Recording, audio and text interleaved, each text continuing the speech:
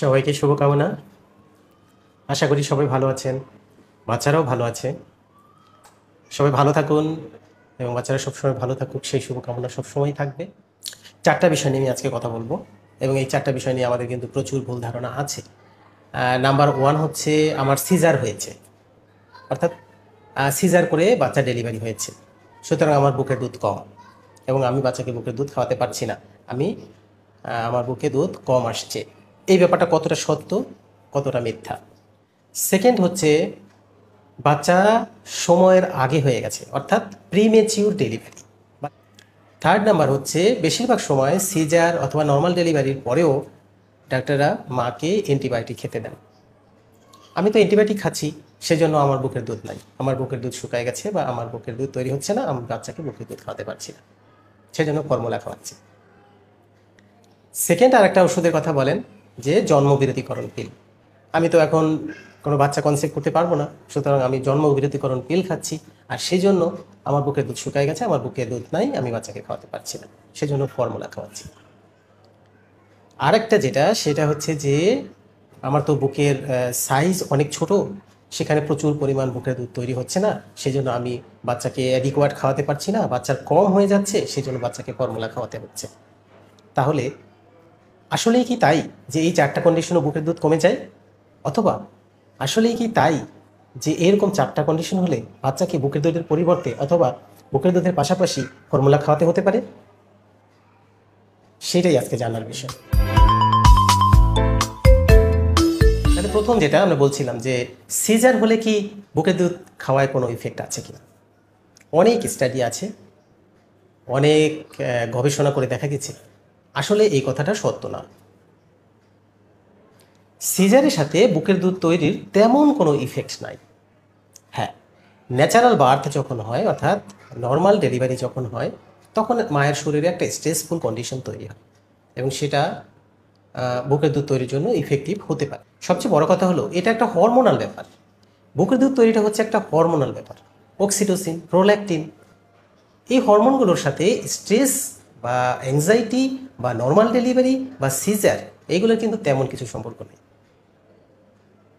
সুতরাং caesarean section মা বুকের দুধ খাওয়াতে পারবেন না, অথবা সিজারিয়ান সেকশন মায়ের বুকের দুধ কম হবে, এই ধরনের ধারণাটা কিন্তু প্রকৃতপক্ষে একটা ভুল ধারণা।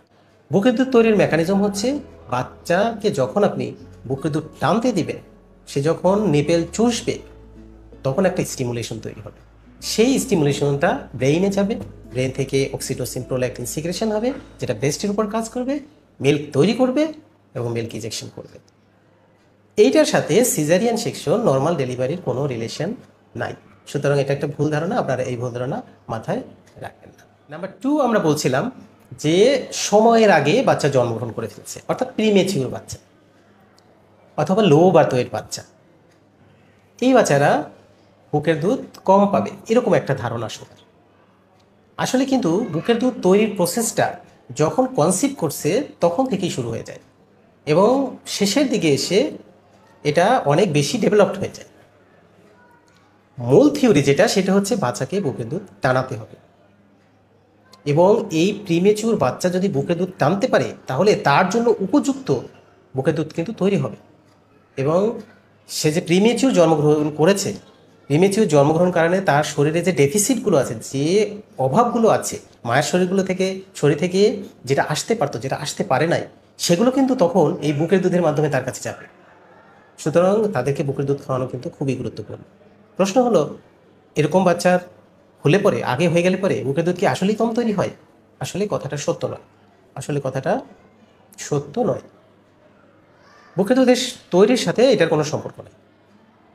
সুতরাং এই ভুল ধারণা আপনারা মাথায় রাখবেন না, বরং এটা মাথায় রাখবেন যে আমার বাচ্চা প্রিমেচিউর, আমার বাচ্চা অনেক আগে জন্মগ্রহণ করেছে, তার ওজন কম, সুতরাং তাকে বাঁচানোর জন্য, তাকে ইনফেকশন থেকে প্রতিরোধ করার জন্য, তার প্রপার ক্যালোরি মেনটেন করার জন্য, তার শরীরের সব কিছু ঠিক রাখার জন্য বুকের দুধ খাওয়ানো খুবই গুরুত্বপূর্ণ একটা ব্যাপার। সুতরাং এখানে আপনি কোনোভাবেই এটা অ্যাভয়েড করতে যাবেন না। থার্ড নাম্বার, অ্যান্টিবায়োটিক খাওয়ার সাথে এবং কন্ট্রাসেপটিভ বা জন্মবিরতিকরণ পিল খাওয়ার ক্ষেত্রে বুকের দুধের সাথে কোনো রিলেশন নেই। অ্যান্টিবায়োটিক এটা হলো ব্যাকটেরিয়াকে মারার জন্য দেয়া হয়। ব্যাকটেরিয়াকে মেরে মায়ের শরীরটাকে বরং আরও সুস্থ করে দিচ্ছে, সুতরাং মা সুস্থ হয়ে যাচ্ছে, সুতরাং সে বুকের দুধ খাওয়াতে পারবে, এতে কোনো সমস্যা নেই। দু একটা অ্যান্টিবায়োটিক আছে যেগুলো অনেক সময় বুকের দুধের সাথে সিক্রেশন হয় বা বুকের দুধ সামান্য কমিয়ে নিয়ে আসতে পারে। সুতরাং আপনি কি অ্যান্টিবায়োটিক খাচ্ছেন এবং ডাক্তারের পরামর্শ অনুসারে খাচ্ছেন কিনা সেটা গুরুত্বপূর্ণ বিষয়।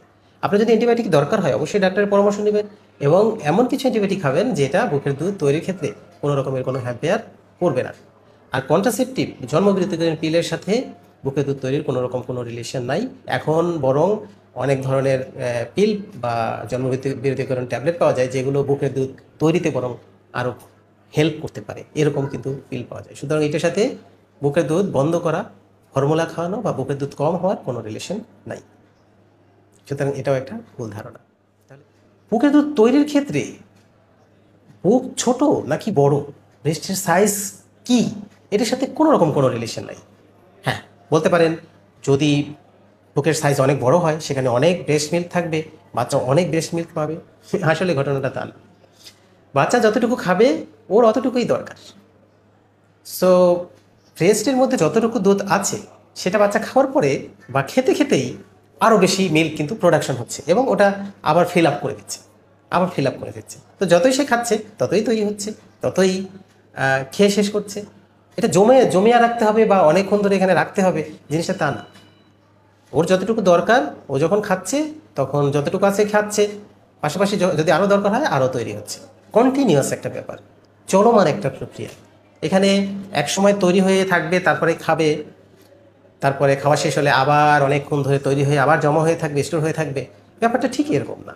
বরং যদি এরকম হয় যে বুকের দুধ তৈরি হয়ে অনেকক্ষণ ধরে জমা হয়ে আছে তাহলে কিন্তু এনগর্সড ব্রেস্ট নামে একটা সমস্যা হতে পারে। অর্থাৎ বুকের মধ্যে দুধ জমে গিয়ে বুক শক্ত হয়ে যেতে পারে, ব্যথা হতে পারে, খুবই একটা খারাপ কন্ডিশন, অনেক ব্যথা হয় কিন্তু। সুতরাং এটা বরং হতে পারে। সো আমি যেটা বলতে চাচ্ছি সে আপনারা বুঝছেন যে এটা একটা চলমান প্রক্রিয়া, কন্টিনিউয়াস প্রসেস। বাচ্চা খাওয়ার সাথে সাথেই এটা আবার তৈরি হচ্ছে, আবার তৈরি হয়ে যাচ্ছে, আবার খাওয়া হচ্ছে।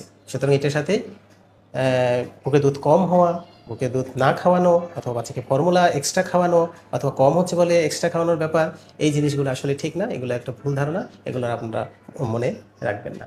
তো এই চারটা বিষয় আমার কাছে মনে হয়েছিল যে খুব গুরুত্বপূর্ণ এবং সেই জন্য আমি আপনাদের সাথে এই চারটা ভুল ধারণা নিয়ে একটু আলোচনা করার চেষ্টা করলাম। আশা করি সবাই যারা আমার সাথে আছেন সবাই বুঝতে পেরেছেন যে আসলে এই জিনিসটা কী। যারা আমার সাথে এতক্ষণ ছিলেন সবাইকে আবারও শুভকামনা।